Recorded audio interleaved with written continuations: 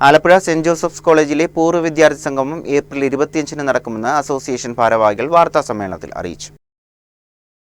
പൂർവ്വ വിദ്യാർത്ഥി അസോസിയേഷന്റെ ആഭിമുഖ്യത്തിലാണ് പൂർവ്വ വിദ്യാർത്ഥി സംഗമം സംഘടിപ്പിക്കുന്നത്.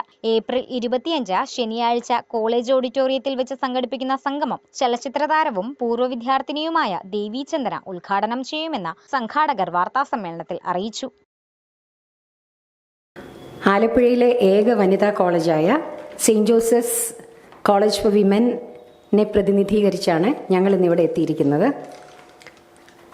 മഹാകവി വള്ളത്തോളിൻ്റെ വാക്കുകൾ കടമെടുത്തുകൊണ്ട് തന്നെ ഞാൻ സംസാരിക്കാം.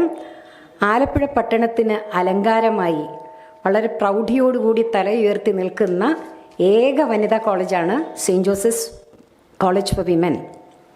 1954 ജൂലൈ 1 ഇറ്റലിയിൽ നിന്നുമുള്ള കനോഷ്യൻ സിസ്റ്റേഴ്സ് ഓഫ് ചാരിറ്റി എന്ന സന്യാസിനി സമൂഹം ആണ് ഇങ്ങനെയുള്ളൊരു കോളേജ് ഇവിടെ സ്ഥാപിച്ചത്.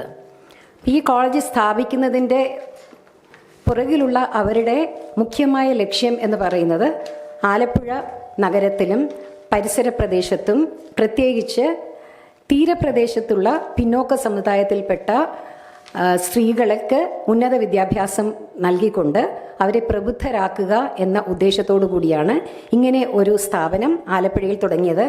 എൻ്റെ അറിവിൽ ആലപ്പുഴ പട്ടണത്തിൽ മറ്റൊരു വനിതാ കോളേജ് ഇല്ലയെന്ന് തന്നെയാണ് തോന്നുന്നത്.